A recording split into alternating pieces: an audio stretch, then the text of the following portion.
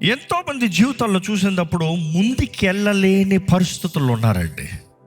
ఇక్కడ ప్రభు ఎంతోమంది జీవితాలను చూసి ఆనందించలేకపోతున్నాడు. కారణం ఏంటంటే ఆయన నీ జీవితంలో ఉన్న నీ నష్టాన్ని చూసినప్పుడు, నీ కష్టము చూసినప్పుడు దేవుడు కోరేది కాదు నువ్వు నష్ట కష్టంలో ఇరుక్కున్న పరిస్థితుల్లో ఏ మాత్రం అభివృద్ధి లేని పరిస్థితుల్లో జీవించాలని. దేవుడు ఆశ నువ్వు ఫలించి అభివృద్ధి చెందాలని. నీకు ఇవ్వబడిన సమయము, నీకు ఇవ్వబడిన కాలము, నీకు ఇవ్వబడిన జీవితం, నీకు ఇవ్వబడిన కుటుంబము సమస్తంలో నువ్వు అభివృద్ధి చెందాలని. ఈరోజు ఎంతోమంది దేవుని హృదయాన్ని ఎరక్క తాత్కాలికమైన క్షణమాత్రం పాపము, క్షణమాత్రం ఇచ్చలు, కోరికల్లో జీవితాన్ని గడిపేస్తున్నారు. ఒక వ్యక్తి జీవితంలో దేవుడు ఉద్దేశిస్తున్నాడు నువ్వు ఫలించాలని, కానీ జీవితంలో ఇరుక్కున్న పరిస్థితుల్లో పాసి పట్టిన బ్రతుకులు, కొన్ని బ్రతుకులు. ఎప్పుడన్నా రన్నింగ్ వాటర్ చూస్తే, వెళ్తా ఉన్న నది నీరు చూస్తే పాసి ఉండదు. కానీ అదే నదిలో ఉన్న నీళ్ళని తీసుకొచ్చి ఒక అద్దంలో వేసి పెట్టు, ఏమవుతుంది? వారం రోజులు పాసి. ఎందుకు పాసి పడుతుందంటే there is no movement, there is no running, stagnation, still life. అంటే అక్కడే ఉన్న బ్రతుకు. ఏ మాత్రం ముందుకెళ్తానికి అవకాశం లేదు, ఏ మాత్రం ఫలిస్తానికి అవకాశం లేదు, ఏ మాత్రం అభివృద్ధి చెందడానికి అవకాశం లేదు. ఏదో ఒక్క దాంట్లో ఇరుక్కుని పోయిన జీవితాలు. ఈరోజు దేవుని దగ్గర పశ్చాత్తాపడిన ప్రతి ఒక్కరి దగ్గర దేవుడు కోరేది లెమ్ము, తేజర లెమ్ము. అడుగు తీయాలి, విశ్వాసంతో అడుగు తీయాలి. అనేక మంది జీవితాల్లో వారికి ముందుకు వెళ్ళలేకపోతానికి కారణాలు ఏంటంటే నిబంధనకి, బలిపీఠానికి, లేకపోతే ఇంకో మాటలో చెప్పాలంటే నిబంధనల గురించిన జ్ఞానము, బలిపీఠాల గురించిన జ్ఞానము ఎరగక. ఈరోజు చాలామందికి ఇది బలిపీఠం అనుకుంటారు. ఇది కాదు, ఇది కాదు. This just a podium. ఒకప్పుడు బలిపీఠం అనేటప్పుడు ఏం చేస్తారంటే బలిపీఠాన్ని కట్టి సిద్ధపరిచి బలిపీఠం పైన ఏమిస్తారు? బలి ఇస్తారు. ఈరోజు నీ దేహము దేవుని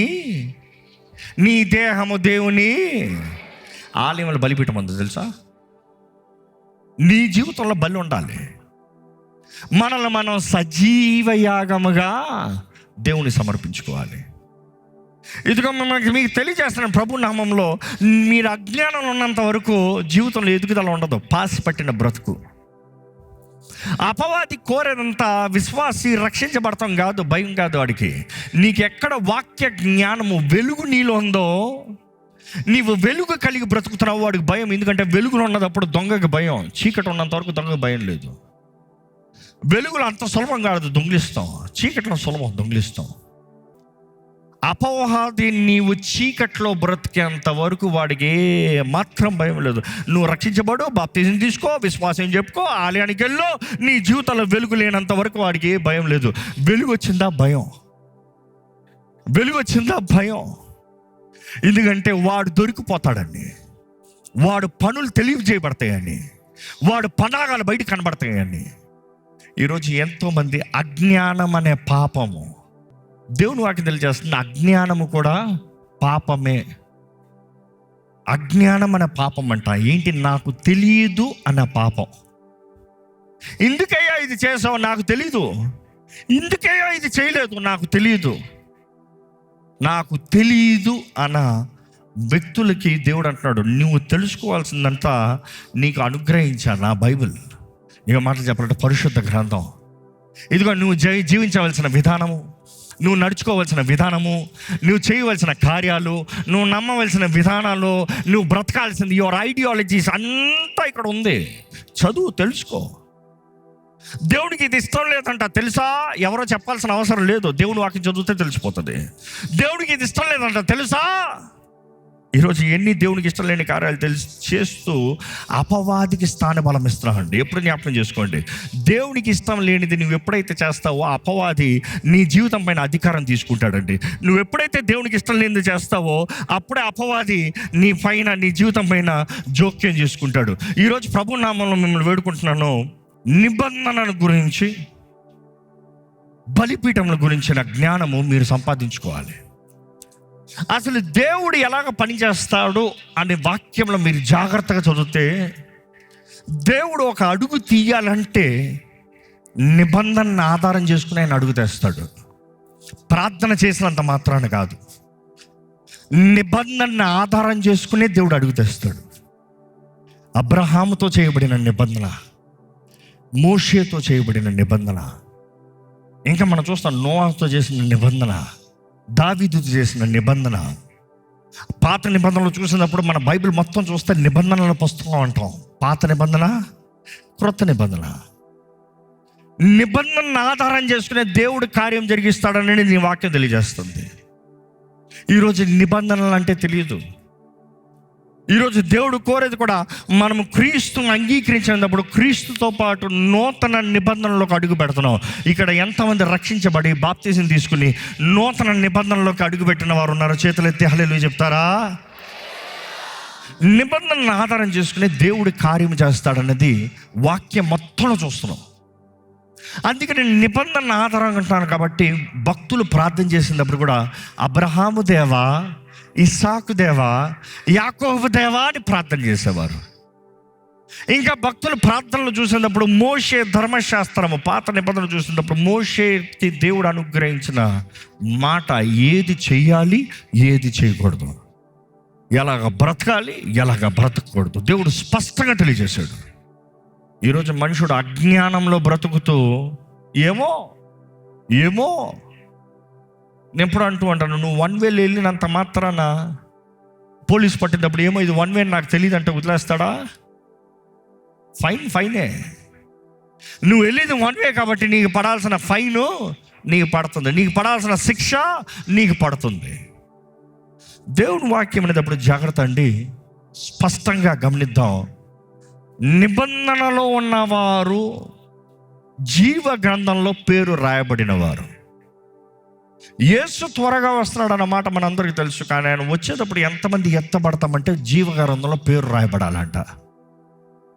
అనేక మంది అనుకుంటాం ఒకసారి జీవ గ్రంథంలో పేరు రాయబడితే చాలు, ఇంకెప్పటికీ చెరపడి దేవుడు అనుకుంటాం. కానీ వాక్యం చూసినప్పుడు ప్రకటన గ్రంథంలో దేవుడు చెప్తూ ఉంటాడు సంఘంతో ఏమని, జీవ గ్రంథంలో నుండి నీ పేరు కొట్టేయకుండా చూసుకో.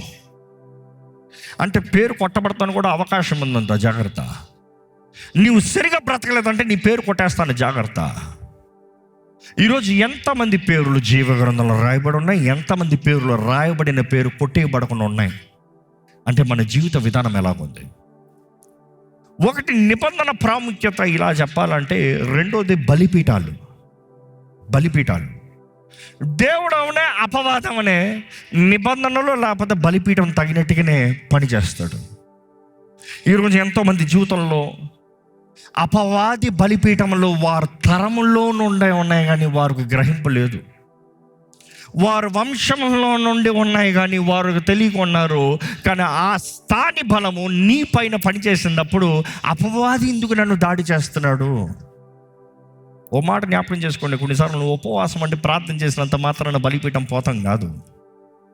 అందుకనే కొంతమందికి అర్థం కాదు, నేను ఉపవాసం ఉంటున్నా, నేను ప్రార్థన చేస్తున్నా, నేను తగ్గించుకుంటున్నా, నాకెందుకు ఈ విషయంలో జయం రావట్లే, నాకెందుకు ఈ విషయంలో విడుదల రావట్లే, నాకెందుకు నా జీవితంలో ఈ కార్యం జరగట్లే? ఎందుకంటే నీ జీవితంలో నీ తరంలో ఉన్న బలిపీఠం నీకు తెలియక నువ్వు అజ్ఞానంలో ఉన్నావు. అపవాది ఆ స్థాన బలాన్ని పెట్టుకుని నిన్ను దాడి చేస్తూ ఉన్నాడు. స్థాన బలం అనేది చాలా ప్రాముఖ్యమైనది. స్థాన బలం అన్నప్పుడు ఎవరికైతే ఆ స్థానములో మెజారిటీ ఉందో, లేకపోతే అధికారం ఇవ్వబడిందో, లేకపోతే ఆ స్థలం రాసి పెట్టబడిందో అనుకుంటున్నాడు. మీ ఇంటిలోకి, మీ ఇల్లు, మీ స్థలము, మీ సొంత స్థలం అనేటప్పుడు పక్కోడు వచ్చి రే ఇది నాదంటే ఊరుకుంటావా? నాది, నా పేరు మీద ఉంది. దేవుడు కూడా నీ పక్షాన పోరాడాలంటే నీ జీవితం ఎవరి పేరు మీద ఉంది? నీ వంశం ఎవరి పేరు మీద ఉంది? ఎవరి చేతికి అప్పచెప్పారు? స్థలము, అధికారము మార్చచ్చా? మార్చచ్చు, అమ్మితే మార్చచ్చు, రిజిస్టర్ ఆఫీస్కి వెళ్ళి మారుస్తే. పలానా వ్యక్తి నుండి పలానా వ్యక్తి కొనుక్కున్నాడు. నీవు రక్షించబడినప్పుడు యేసుని నీ జీవితం పైన, నీ కుటుంబం పైన, నీ వంశం పైన అధికారిగా చేసావా? ఎవరికి నీ కుటుంబంలో స్థాని బలం ఉంది? కొన్నిసార్లు చూస్తాము కొంతమంది సహోదరులు లేకపోతే బిడ్డలు వారు మాత్రం వచ్చి మా తండ్రి మారట్లేదు, మా తండ్రి పరిస్థితి ఇలా ఉంది, ఆయన త్రాగుబోతు, మా అన్న మారట్లేదు, ఆయన త్రాగుబోతు, మా కుటుంబాల అందరి పరిస్థితులు ఇలా ఉన్నాయి అనుకుని చూడండి. స్థాన బలం ఎవరి చేతుల్లో ఉంది? అపవాది చేతుల్లో ఉంది. ఎందుకంటే యజమాని ఇంకా రక్షించబడలే, యజమాని ఇంకా దేవునిలోకి రాలే. కుటుంబం చేయాల్సిన మొదటి పని ఏంటి? ఇల్లు రక్షించబడాలని ప్రయాసపడాలి, యజమాని కొరకు ప్రార్థన చేయాలి, ఆ కుటుంబం రక్షించబడినట్లుగా వారు చేయవలసిందంతా చేయాలి సాయశక్తుల. కుమార్తె వచ్చి నా జీవితం మాత్రం ఆశీర్వదించబడాలంటే అవుతుందా? ఎందుకంటే ఆ ఇంటి స్థాని బలం ఎవరి చేతుల్లో ఉంది? అపవాది చేతుల్లో. బలిపీఠంలో ఎప్పుడు స్థాని బలాన్ని చూపిస్తాయండి. బలిపీఠం తగినట్టుగానే దీవెన ఉంటుంది. ఈరోజు చాలామంది కొత్త బలిపీఠం కట్టేస్తున్నారు అంటారు. కాదు కాదు కాదు, నీ కుటుంబ బలిపీఠాన్ని నువ్వు కట్టగలిగిన అధికారం నీకు ఉంది. ఒక మాట జ్ఞాపకం చేసుకోండి, బైబిల్ నుండి జాగ్రత్త చదువుతాం, మనం అర్థం చేసుకోగలుగుతాం. ఒక వ్యక్తికి తన వంశం పైన బలిపీఠం కడటానికి లేకపోతే కూలుస్తానికి అధికారం ఉంది. ఒక బిడ్డకి తన పితరులు కట్టిన బలిపీఠాన్ని కడటానికి లేకపోతే కూలుస్తానికి అధికారం ఉంది. ఏ అపవాదిని నాపలేడు, ఏ వ్యక్తిని నాపలేడు. Because that is your legal right. నీ ఇంటి స్థలంలో నువ్వు ఏం చేస్తావో నువ్వు నిర్ణయించుకోవచ్చు. పక్కోడు వచ్చి ఆపగలడా? ఆపలేడు. నా ఇల్లు నా ఇష్టం అంటావు. బైబిల్ నుండి ఒక ఉదాహరణ చెప్పాలంటే గిద్యోని విషయంలో చెప్పచ్చు. గిద్యోన్ని దేవుడు దర్శించిన తర్వాత, గిద్యోను దేవుని దగ్గర నుండి కన్ఫర్మేషన్ తీసుకున్న తర్వాత, నువ్వు నా తోడున్నావా, నువ్వు నా తోడున్నావా, నువ్వు నా తోడున్నావా, ఆయనకు అన్ని రుజువులు చూసిన తర్వాత గిద్యోను ఆ రాత్రి ఏం చేశాడంట? తన తండ్రి కట్టించిన బలిపీఠాన్ని ఏం చేశాడు? బద్దలు కొట్టాడంట.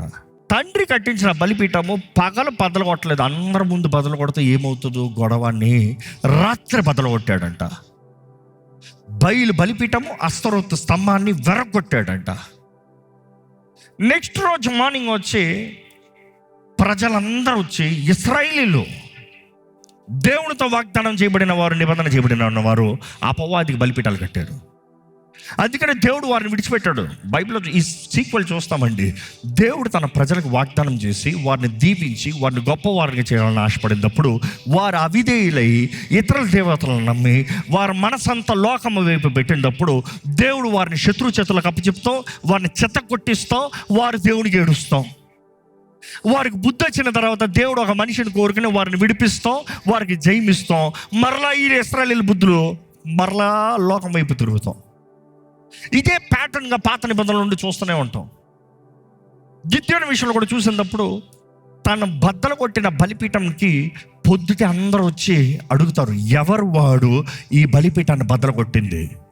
ఇక్కడ తీసుకొచ్చి ఆ వ్యక్తిని చంపేయాలి అంటారు. కానీ అప్పుడు గిద్యోని వచ్చి, నా తండ్రి కట్టిన బలిపీఠంని నేను బద్దలు కొట్టా, నువ్వెవడివి? అర్థమవుతుందా? అక్కడ ఉన్న ప్రజలు గిద్యోన్ని ఏం చేయలేకపోయారు. కారణం ఏంటి? మా నాన్న కట్టిన బలిపీఠాన్ని నేను బద్దలు కొట్టా, నువ్వెవడివి? మా నాన్న కట్టించిన దాన్ని నేను అంగీకరిస్తలేదు, నేను బద్దలు కొట్టా. Nobody involved. ఈరోజు ఎంతోమంది జీవితాల్లో అపవాది బలిపీఠాలు ఇంకా ఉన్నాయి. అజ్ఞానంలో దేవుడు ఒకవైపు, అపవాది ఒకవైపు అంటూ అడ్జస్ట్ అయిపోతూ వెళ్ళిపోతున్నారు. కార్యాలు జరగవు. అందుకని అపవాది నీ కుటుంబాన్ని వెళ్తూ వస్తున్నాడు. ఇంకా సంపూర్ణంగా దేవుని చేతుల్లో సమర్పిస్తేనే కానీ కార్యం జరగదు. బైబిల్లో చూసినప్పుడు ఆదికాండము 35వ అధ్యాయము 1 నుండి 7వ వచనం చదివితే మీరు చూడొచ్చు.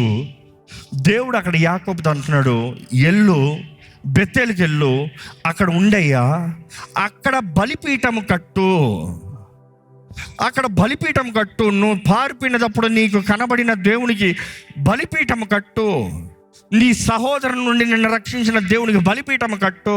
అక్కడికి వెళ్తున్నాడు. ఆయన ఏం చేస్తున్నాడు? బలిపీఠం కడుతున్నాడంట. ఆయన బలిపీఠం కట్టి దేవుని నామాన్ని అక్కడ కనపరుస్తున్నాడు. ఎక్కడ 7వ వచనం మాత్రం చదువుదామండి. అతడు తన సహోదరుని ఎదురు నుండి ఆ, పారిపోయినప్పుడు ఉమ్, దేవుడు అక్కడ అతనికి ప్రత్యక్షమైన గనుక ఉమ్, అక్కడ బలిపీఠమును కట్టి ఆ చోటికి ఎల్ బేతేలను పేరు పెట్టిరి. ఉమ్. ఎల్ బెతేలని పేరు పెట్టారు. చూసి దేవుడు ఆయనకి ప్రజలు ఆయన చేతులకి స్థాని బలం ఇస్తున్నారు అనేది ఎప్పుడు ఒక బలిపీఠం కట్టాలి. ఈరోజు మీ ఇంట్లో బలిపీఠం ఉందా? దేవుడు మిమ్మల్ని విడిపించాడు అన్నదానికి ఒక బలిపీఠం ఉందా? దేవుడు మిమ్మల్ని రక్షించాడు అన్నదానికి ఒక బలిపీఠం ఉందా? బైబిల్లో చూసినప్పుడు అంటే అనేక సార్లు చూడొచ్చు. ఆది కాండం 8వ అధ్యాయము 20వ వచనం నుండి 22వ వచనం వరకు చదివితే నోవహు అప్పుడు దేవునికి ఏం చేశాడంట? బలిపీఠం కట్టి పవిత్రమైన పరిశుద్ధమైన ప్రతి జంతువుని పక్షిని దేవునికి దహన బలిగా ఇచ్చాడంట. ఇవన్నీ ఇంకా ధర్మశాస్త్రము వారికి తెలియజేయబడతానికి ముందుగానే, ఇంకా మోషే ధర్మశాస్త్రము వారికి తెలియజేయబడతానికి ముందుగానే మనం చూస్తున్నాము. ఈ దేవునికి బలిపీఠం కట్టి బలి ఇస్తామనేది ఆది కాండం నుండి మనం చూస్తున్నాము. ఇన్ఫ్యాక్ట్ ఎక్కడ మనం చూస్తున్నాము? కయ్యేని హేబేలు ఏం చేశాడు? దేవునికి అంగీకారమైన బలి ఇచ్చాడు. కయ్యేని ఏం చేశాడు? దేవునికి అంగీకారం కాని బలినిచ్చాడు. అంటే ఇద్దరు బలిపీఠాన్ని కట్టి బలి ఇచ్చారు. దేవుడికి నచ్చింది అంగీకరించాడు, నచ్చంది తునీకరించాడు. సో బలిపీఠం కడతాము, బలి ఇస్తామనేది ఆది నుండి వాక్యం మొత్తంలో చూడగలుగుతున్నాము. మన బైబిల్ ఇక్కడ చదివితే మనం గ్రహించవచ్చు. ఇక్కడ ఈయన ప్రతి పవిత్రమైనది దేవునికి బలి ఇచ్చాడంట. అదే సమయంలో చదవండి, అక్కడ చదవండి. అప్పుడు యెహోవా ఇంపైన సువాసన నాగ్రాణించి ఆ బలిపీఠము నుండి వెళ్ళిన ఆ బలి దేవునికి ఎలా ఉందంట? ఇంపైన సువాసనగా ఉందంట. ఆ పక్షులు, ఆ పరిశుద్ధం పరచబడిన ఆ జంతువులు మరణిస్తాము, ఆ అగ్ని కాల్తాము, ఆ పొగ పైకి వెళ్తాము, దేవునికి ఎలాగ ఉందంట? ఇంపైన సువాసనగా. అక్కడ మరణము, అక్కడ త్యాగము, అక్కడ బలి దేవునికి ఇంపైన సువాసన. మిమ్మల్ని ఒక మాట అడుగుతున్నా, మీ జీవితంలో దేవునికి బలిపీఠం కట్టారా? మీ జీవితంలో ఏదైనా దేవునికి చెల్లిస్తున్నారా? మీ త్యాగమైనది. మీకు కష్టంగా ఉండొచ్చు, మీకు నష్టంగా ఉండొచ్చు, కానీ దేవునికి ఇంపైన సువాసనగా కలిగినది ఏదైనా ఉందా? ఎప్పుడన్నా దేవుడు మీ జీవితాలను చూసి వాట్ స్వీట్ అరోమా, ఎంత చక్కగా ఉంది నీ శ్వాస, నీ బలి ఎంత చక్కగా ఉంది. ఈరోజు చాలామంది ఆరాధిస్తున్నామంటున్నాం, కానీ దేవుని వాక్యంలో చదివితే చాలా చక్కగా తెలియజేయబడుతుంది. బలిపీఠము లేకుండా ఆరాధన లేదు. అర్థమైందా? బలిపీఠం లేకుండా, బలి లేకుండా ఆరాధన లేదు. ఈరోజు మనం ఎలాగైపోతుందంటే it's becoming much of entertainment. అందుకనే ఐఎమ్ బీయింగ్ వెరీ స్కేర్డ్. అయ్యో, ఎంటర్టైన్మెంట్ మారిపోకూడదు. సాక్రిఫైస్ ఆయన చేతులకు సమర్పించుకోవాలి. సజీవ యాగంగా మనల్ని మనం సమర్పించుకోవాలి. ఇది మీరు చేయవలసిన యుక్తమైన సేవ. ఇంగ్లీష్లో చూస్తే this is your reasonable service. అంటే మీరు కనీసం చేయవలసిందయ్యా ఇది. ఈరోజు we just want God's presence for good.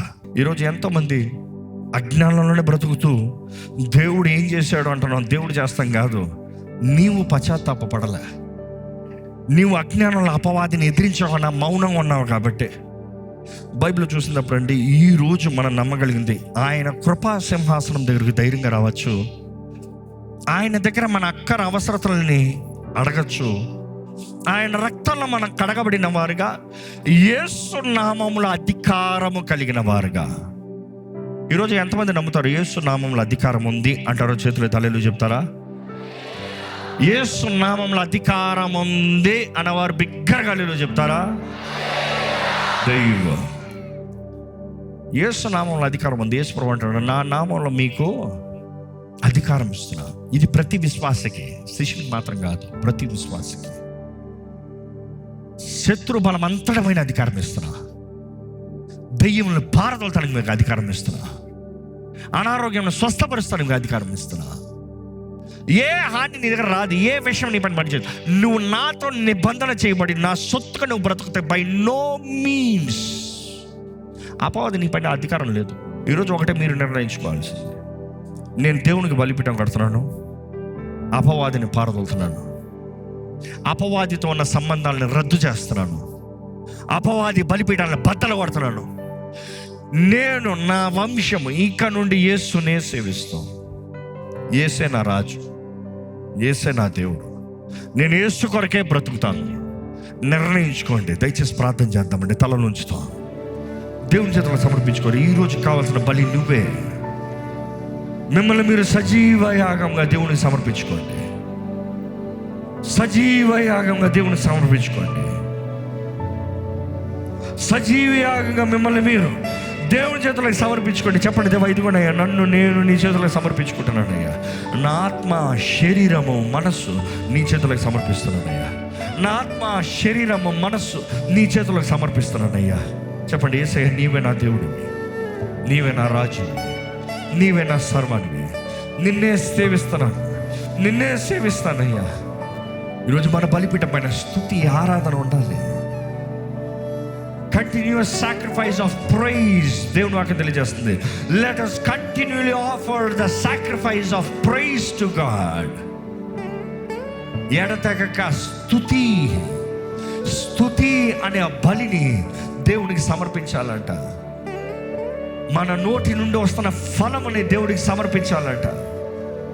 ఆయన నామమును ఆయనకి సమర్పించాలంట. దేవా నీవు సమర్థుడు అయ్యా, నా జీవితాల కార్యము జరిగిస్తానికి, నన్ను విడిపిస్తానికి నువ్వు బలవంతుడు అయ్యా, నువ్వు కార్యము జరిగించగలిగిన దేవుడు అయ్యా. దేవుని వాక్యం తెలియజేస్తుంది, దీపం ఆరనవద్దు, అగ్ని ఆరనవద్దు, ఆత్మని ఆర్పకడే. ప్రార్థన మన బలిపీఠం పైన ప్రార్థన ఉండాలి. నిన్ను నువ్వు సమర్పించుకుని స్తుతి ఆరాధనతో ప్రార్థన చేస్తే దేవుని గొప్ప కార్యాలు మీ జీవితంలో జరుగుతాయండి. పౌలు, శీలలు వారు బంధించబడిన పరిస్థితుల్లో, వారు బంధకాల్లో నుండి ప్రభువుని కీర్తిస్తూ, స్తుతించి ఆరాధిస్తూ, వారు విన్నపములు తెలియజేస్తూ ఉన్నప్పుడు దేవుని అభిషేకము, దేవుని సన్నిధి, దేవుడు దిగివస్తము చూస్తున్నామండి. ఈరోజు ఇక్కడ ఉన్న వారందరూ దేవుని చేతుల్లో సమర్పించుకుని, దేవా నా జీవితంలో కావాల్సిన జయము, నా జీవితంలో కావాల్సిన విడుదల, నా జీవితంలో కావాల్సిన రక్షణ కార్యం జరిగించమంటే దేవుడు తన కార్యాన్ని జరిగిస్తానికి సిద్ధంగా ఉన్నాడు. నా జీవితంలో విడుదల కావాలయ్యా, నా జీవితంలో జయము కావాలయ్యా, నా జీవితంలో నీ సహాయం కావాలయ్యా, నా జీవితంలో నా తోడు కావాలి. నీ తోడు కావాలి ప్రభా, నీ తోడు కావాలయ్యా, నీ తోడు కావాలయ్యా. ఎంతమంది నిజంగా మీ జీవితాలు దేవుని చేతులకు సమర్పించుకుంటున్నారు? ఎంతమంది నిజంగా దేవుడు జరిగించిపోయే కార్యానికి, ఇదిగో లెమ్ము తేజరము వెలుగు నీ పైన ప్రకాశిస్తుంది, ఇదిగో ప్రభా నేను నిలబెడతానయ్యా, నా పైన నీ వెలుగు ఉండాలి, ఇదిగో ప్రభా నేను నిలబడతానయ్యా, నా పైన నీ అభిషేకం ఉండాలి, ఇదిగో ప్రభా నేను నిలబడుతున్నానయ్యా, ప్రభా నా జీవితంలో కావాల్సిన విడుదల ఉండాలి. అడగండి, దేవా నన్ను విడిపించు. అడగండి, గట్టిగా అడగండి. ప్రతి అపవాది బలిపీఠాన్ని ఇప్పుడే భద్రపరచాలని చేస్తున్నాము. చెప్పండి, యేసే నా రాజు, యేసే నా దేవుడు. నా పితరులు చేసిన అగ్రిమెంట్స్ నేను ఇంకా రద్దు చేస్తున్నాను. ఇంకా ఇంతటితో నేను రద్దు చేస్తున్నాను. ఇంకా ఏ దుష్టుడికి నా పైన అధికారం లేదు, ఏ చీకటికి నా పైన అధికారం లేదు, ఏ పాపానికి నా పైన అధికారం లేదు, ఏ దోషానికి నా పైన అధికారం లేదు. నూతన ప్రారంభం నా జీవితంలో, యేసు నామములో నూతన ప్రారంభం నా జీవితంలో, నూతన ప్రారంభం నా జీవితంలో. నా స్థితిగతులు మార్చబడును గాక, నా జీవితంలో అన్ని విషయాల విడుదల అనుగ్రహించబడును గాక, నా జీవితంలో కలిగిన ఆలస్యములన్నీ ఇప్పుడే యేసు నామములో కొట్టివేయబడును గాక. నా జీవితంలో జయము, అన్ని విషయాల్లో జయము, విజయము కలిగిన జీవితంలో నాకు నజరేయుడైన యేసు నామములో కలుగునుగాక. చెప్పండి, దేవుని చేతులకు సమర్పించుకుని చెప్పండి, ఈ రోజు నుండి జయం కలిగిన జీవితంలో, ఈ రోజు నుండి దేవుడితో జీవించే జీవితంలో ధైర్యంగా చెప్పండి. మీరు నోరు తెరిచి ప్రార్థన చేయాలి, మీరు నోరు తెరిచి ప్రకటించాలి. మీ స్వరము వినబడనే. ఈరోజు పరలోకంలో నీ స్వరము వినబడనే, అపవాదికి నీ స్వరము వినబడనే. నువ్వు ఎవరి చేతులకు సమర్పించుకున్నావో, ఎవరితో రద్దు చేస్తున్నావో తెలియజేయబడనే, ధైర్యంగా తెలియజేయబడనే. చెప్పండి, యేసయ్య నీకేనయ్యా నా పైన సమస్త అధికారం నీకేనయ్యా. నీకే ప్రభా, నా పైన సమస్త అధికారం నీకే ప్రభా. దేవా, ఎందుకనయ్యా ఎవరెవరైతే నేను స్తుతిస్తూ ఆరాధిస్తూ వారి జీవితంలో నువ్వు రాజును ప్రకటిస్తూ నీ చేతుల్లోకి సమర్పించుకో, నీకు బలిపీఠం కట్టి నిన్ను సేవిస్తానంటున్నారు. ఇదిగో ప్రభా, పట్టుకోయ్యా, పట్టుకోయ్యా, ప్రతి ఒక్కరిని పట్టుకోయ్యా. విడిపించే దేవుడు నీవే. నీ నామములో, నీ రక్తములో మాకు జయం ఉంది. అందరు బిగ్గరగా ప్రకటిద్దాము, యేసు రక్తం జయం, ప్రభు యేసు రక్తం జయం, ప్రభు యేసు రక్తం జయం. ధైర్యంగా ప్రకటించండి, యేసయ్య రక్తంలో జయం ఉంది. ప్రకటించండి, యేసు రక్తం జయం. ఇదిగోనే నీ రక్తంలో జయం ఉందని నమ్మిన ప్రతి ఒక్కరిని ఇదిగోనయ్యా, ఇదిగోనయ్యా, ఇప్పుడే వారి జీవితంలో జయకరమైన కార్యములు జరుగుడుగాక, విడుదల కార్యములు జరుగుడుగాక. ప్రతి ఆటంకాల అభ్యంతులు యేసు నామములో కొట్టివేయబడునుగాక అని ప్రకటిస్తున్నాను. అపవాది తలపులను ఇప్పుడే రద్దు చేయబడునుగాక. యేసు నామము ఫలించువారు, అభివృద్ధి చెందువారుగా, ప్రతి విషయంలో వెలుగు కలిగిన వారుగా, సరైన నిర్ణయములతో, జయము కలిగిన జీవితములతో, ప్రతిది ఆలస్యం అనేది కాక తగిన కాలంలో, తగిన సమయంలో దేవుడి సమస్తము మేలు జరిగించి ఘనమైన వారిగా ఇక్కడ ఉన్న ప్రతి ఒక్కరి జీవితాలన్నీ హెచ్చించునుగాక. ఇదిగో ప్రభా, నీ సన్నిధిలో ఉన్న ప్రతి ఒక్కరిని బలపరచు, నీ సన్నిధిలో తగ్గించుకున్న ప్రతి ఒక్కరిని బలపరచు, నీ సన్నిధిలో తగ్గించుకున్న ప్రతి ఒక్కరి జీవితంలో మేలు జరిగించు. ఆటంకంలో అడ్డంకులను కొట్టివేయి ప్రభా. నీ సమాధానపు కార్యాలు జరగాలని పెట్టుకుంటాను. నీ దీవెన మీరు తోడుండాలి. నీ బిడ్డల చేతి పనిని ఈ రోజు నుండి నువ్వు ఆశీర్వదించమని విడుకుంటాను. నీ చేతుల్లో సమర్పించుకున్న ప్రతి జీవితాన్ని ఆశీర్వదించమని విడుకుంటాను. ప్రతి ఒక్కరి విషయంలో నువ్వే తోడుని నడిపించు, నీవే ఆదరించి నడిపించు. ఈ ప్రార్థనలు ఏకీవిస్తున్న ప్రతి ఒక్కరి జీవితంలో వారి అవసరతలన్నీ వరకు ఉన్నావయ్యా. ఉద్యోగహీనత అవ్వచ్చు, అప్పుల సమస్యలు అవ్వచ్చు, అజ్ఞానాలు చేసిన తప్పులు పాపములు అవ్వచ్చు, ఏ సమస్యలు ఇరుకున్నా కూడా ప్రతి సమస్య నుండి ఇప్పుడే నజరేయుడైన యేసు నామములో విడుదల కలుగునుగాక అని ప్రకటిస్తున్నాను. నీ ఆత్మ కార్యాలు ఈ రోజు ఈ ఆవరణలో అడిగిపెట్టిన ప్రతి ఒక్కరు జరిగించి నీకు బలిపీఠం కట్టిన వారిగా నీ సన్నిధి, నీ దూతల పరిచయం, నీ ఆత్మశక్తి, నీ తోడునిచ్చి నీ బిడ్డలు ఫలాభివృద్ధి చెందాలయ్యా. ప్రతి దినము ఎదగాలయ్యా, ప్రతి దినము నీలో ఎదగాలయ్యా. నీ మహిమైశ్వర్యములో జీవించాలి ప్రభా. నీలో నా ఆనందం కలిగి ఉండాలయ్యా. దేనికి భయపడని వారుగా, దేనికి చెదరని వారుగా, శక్తి ధైర్యం కలిగిన జీవితంలో దయచేయమని ఈ రోజు ఇచ్చిన ఈ కూడికను బట్టి నేను స్తుతిస్తూ నజరేయుడైన యేసు నామములో అడిగి వేడుచున్నాం తండ్రి, ఆమేన్. బిగ్గరగా ఆమేన్ చెప్తామండి.